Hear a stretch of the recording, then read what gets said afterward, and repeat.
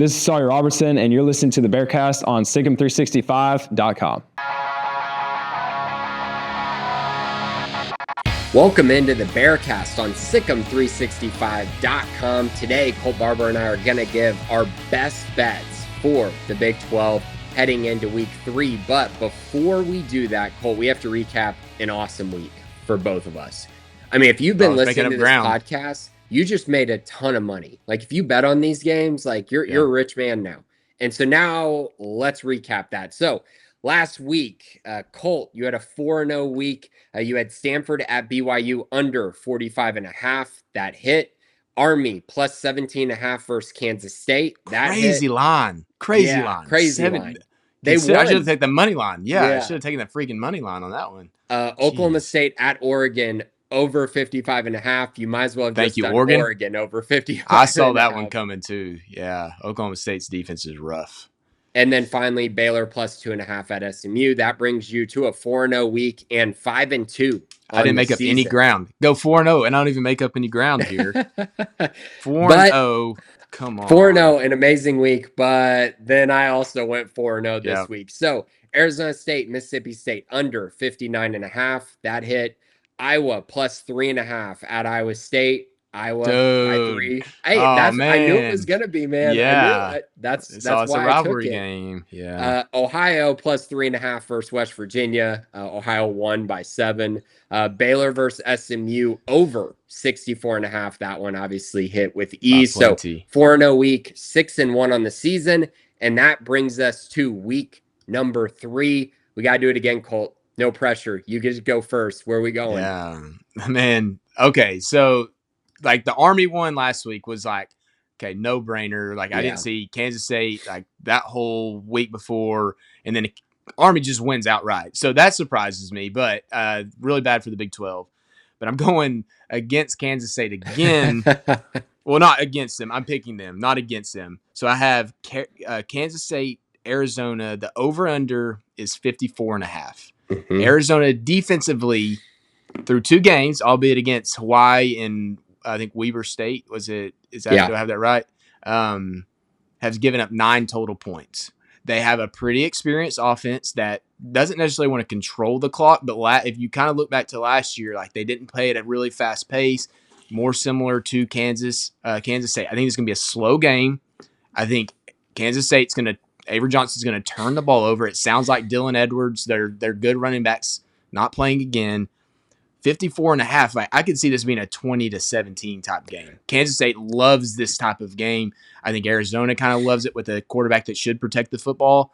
I just don't see a lot of points. And so I'm going under 54.5 because I think that's a lot of points for Kansas State is notorious for playing low scoring games. I think this is a low scoring game. Man, this was one that I just completely stayed away from because, man, how is Kansas State favored on the road against anyone I almost went straight up with the line, but I was like, the over and under was too tempting as well. Right, and we don't know anything about Arizona yet, but it's just like we know Kansas State is, at this point in the season, is not good. So I'm kind of with you. That's a good pick, I think, in my eyes. Not one that I picked for this week. I kind of stayed away just because that game seems a little wacky on a Friday night. I'm a little nervous about where that could go. We should know soon if I'm going to be undefeated again this week. Yeah, we absolutely should. Okay, so real quick, Sawyer Robertson has something to remind you about. Want the latest information about your favorite team? Try out SicEm365 premium content the next 3 months for just $5 by clicking the link below. And now, back to the Bearcast.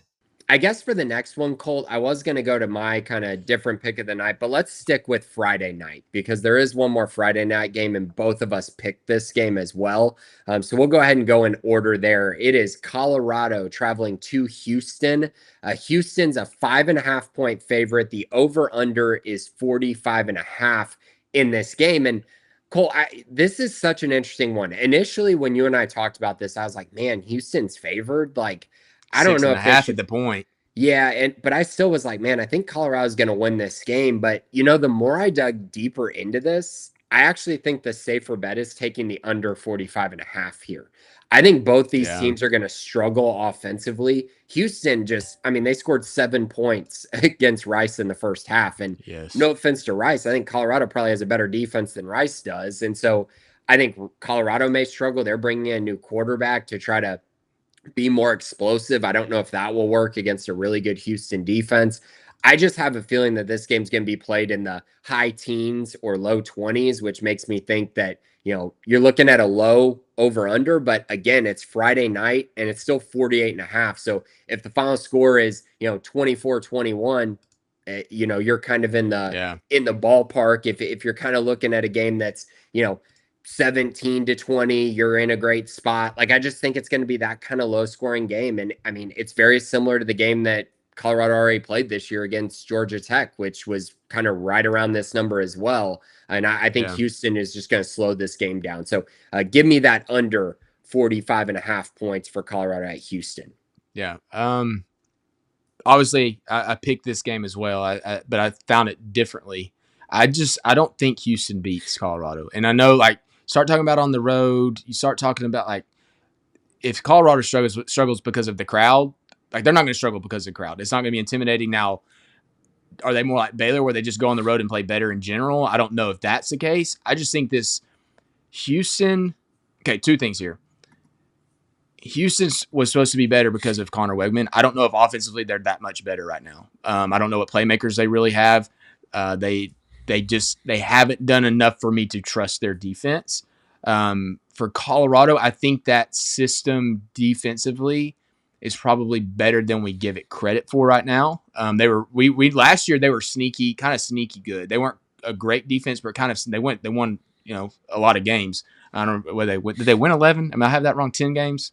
Yeah, I think it was 10, but they were good against the run. They had good playmakers with Travis Hunter and McKinney. I don't see Houston, and this kind of plays to your under.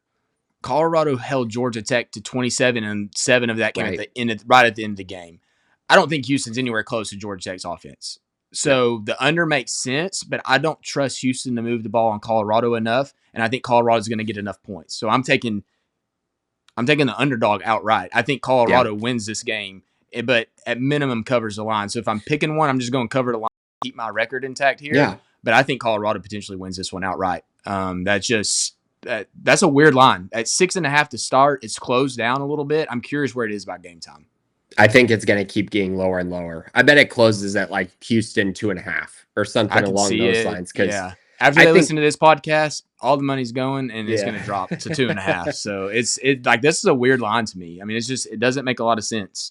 Maybe because Colorado changed quarterbacks. Maybe that's because why they changed their quarterback, so it changes. But I don't know. I don't like it. I feel safer with the over-under, but I would pick Colorado to win this game as well. I like Colorado in this one too. So let's go to my pick for this week that's different than yours because we actually have a lot of aligning games this week in the Big 12. So my next pick here is Utah traveling to Wyoming, and Utah is a 23.5 point favorite. The over-under is 48.5 points. Listen, I think Utah is going to win this game. I think Utah is a really good team. I think that Utah's got a lot to look forward to this year. They got a really good defense. They're going to, be really good all year long.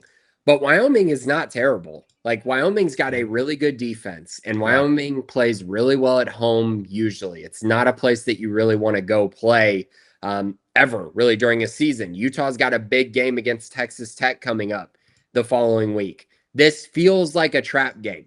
This feels like a moment where it's man, you could be looking up at the score of this game late on Saturday night and being like, oh my gosh, why is it a 10-point game? Why is this game rather close? But I don't really care about the spread here. I'm just taking the under 48.5 because Wyoming has a really good defense. I do not see Utah scoring more than probably 30 points in this game. And if they score 30, I don't see Wyoming scoring more than 10. Maybe they get up to 14, but again, I'm still covered. I mean, that's a big number. 48.5 is that's a huge number in my eyes. Utah, they potentially control the clock. Utah Run the type football. Of offense. And they're both trying to do that. And they're both trying to play good defense. I just, for whatever reason, I think that number is way too high. And I'm going to take that under 48.5 all day long. Yeah, I like it. I don't love it. I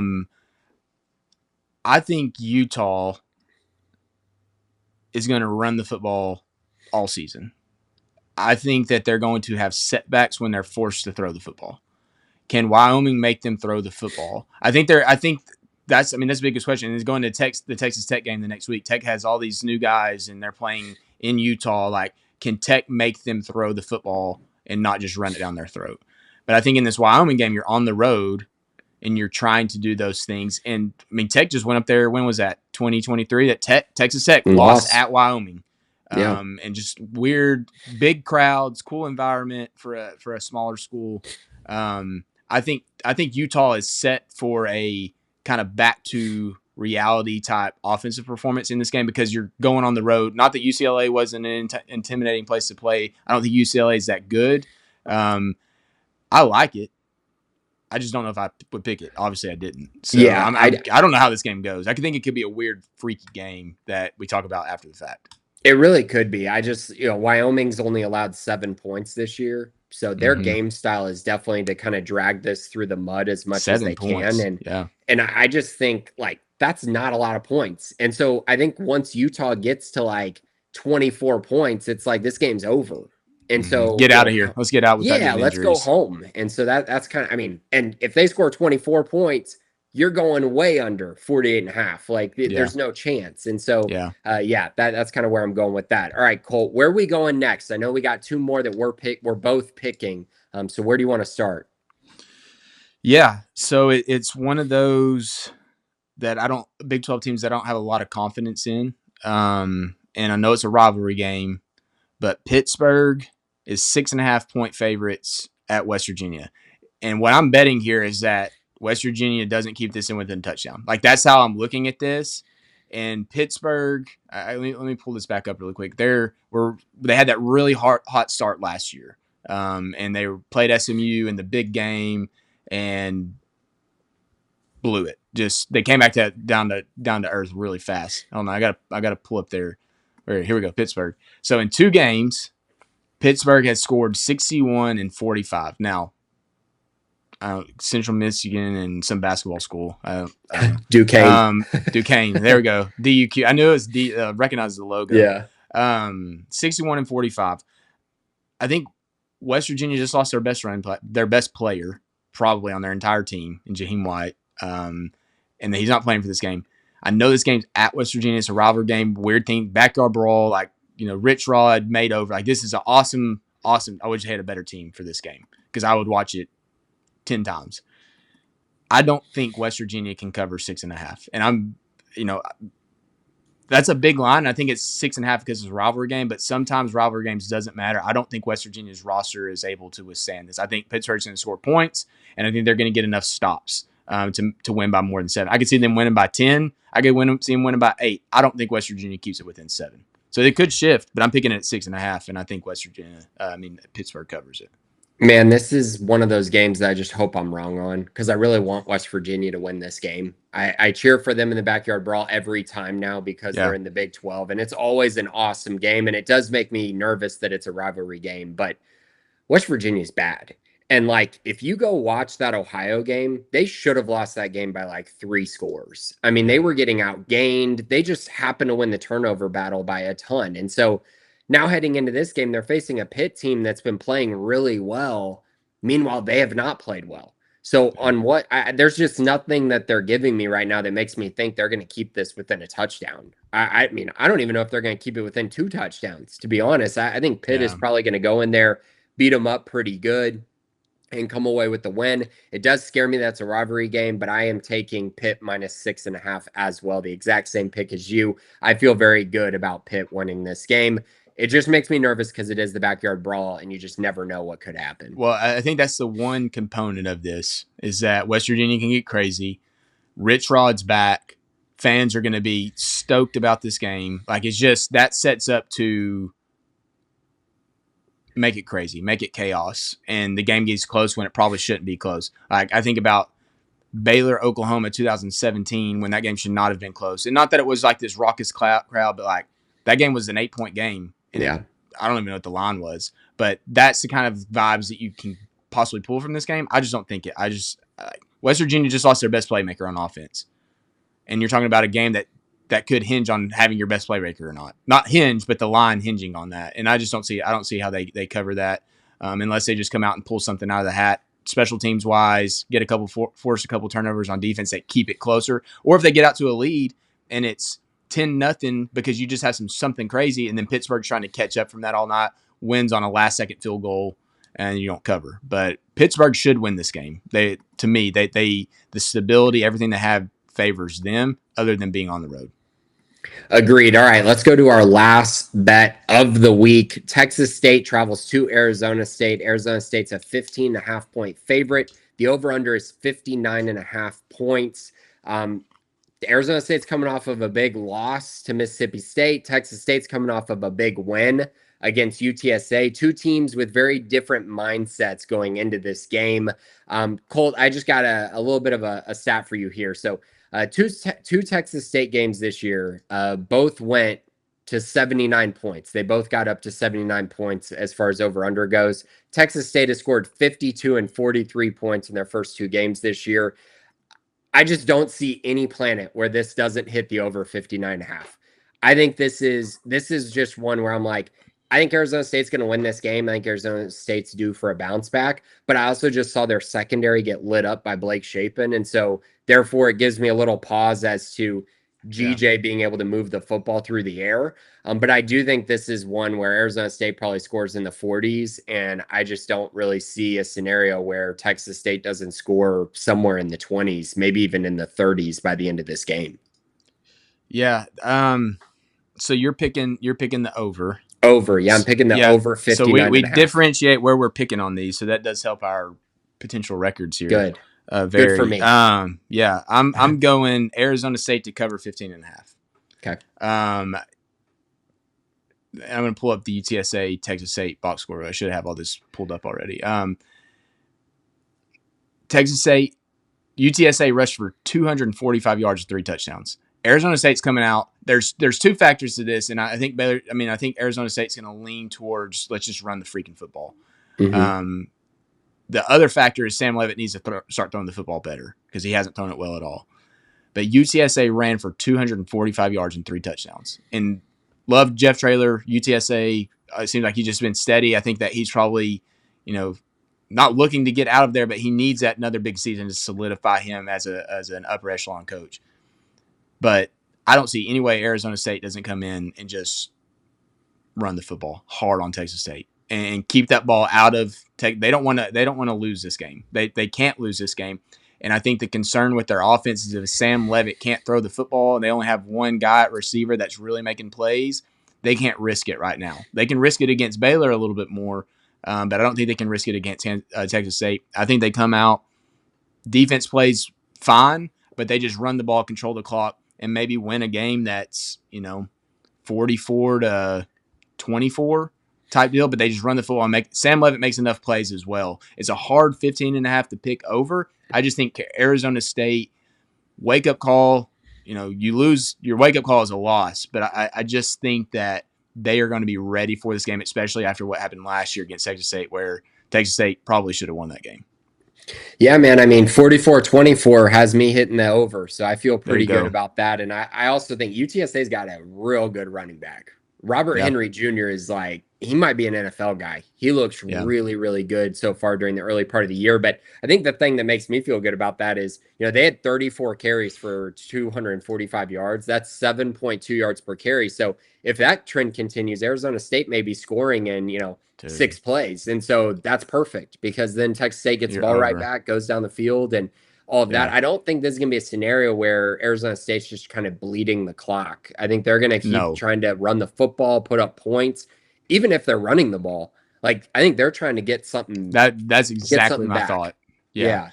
I mean, they're not running the ball to grind out the clock in my mind. I don't know that they're going to go super fast tempo, but if you watch them against Mississippi State, once they kind of got that running game going in that second half, they were going for a lot of runs for 7, 8, 9, 10 yards. And so I don't think any way that Texas State is going to stand up to that. And I like GJ Kinney's offense. I think that we might find out something about Arizona State's defense if GJ's offense can go out there and throw up and down the field. Kind of like Blake Shapen, I thought they did fine. I think this Texas State offense is better than Mississippi State offense right now. From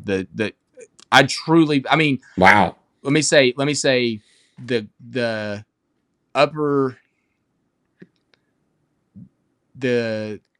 program offense. Does that make sense? Like, I think Jeff Lebby's going to have that offensive scheme up, but GJ has done it so frequently the last 4 years since he's been there that I think that just builds into this game. Now playing at Arizona State should be a pretty good crowd, maybe, depending on their fans. But I think we're going to find out something what Baylor has the opportunity to do even more than we did against Mississippi State. And against Mississippi State, who doesn't have a really good running game at all, they were able to move the ball through the air. I think that we'll find out from the balance of Texas State about Arizona State's their defense this weekend. And people are going to find out about Bo Sparks, this receiver at Texas State. I mean, he's coming to Baylor. I heard he's coming to Baylor.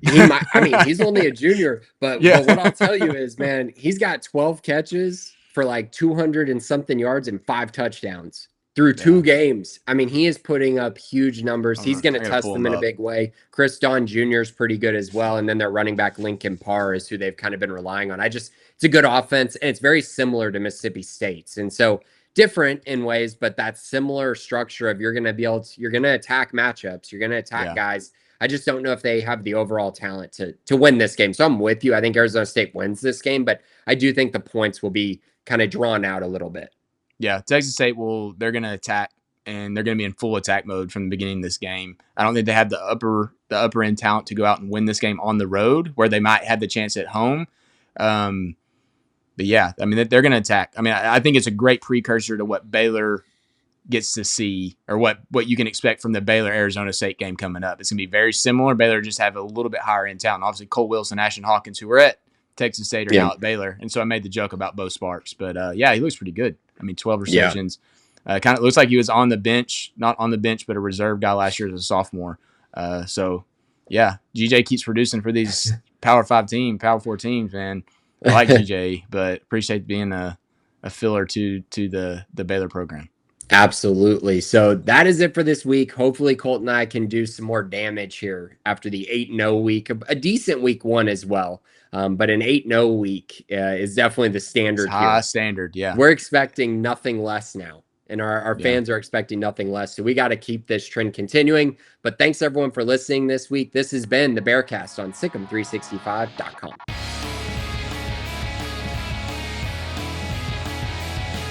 Join Sikkim 365 Premium on a $1 for 1 month trial to read our experts' notes and insights. Know about high school commits, off-season transfers, coaching staff changes, and so much more before the rest. Also, download the Sikkim 365 app on your iPhone today to get instant notifications of breaking news, read up on the latest inside info, easily interact with other Baylor fans on our forums, and get alerts for anything published by your favorite staff members.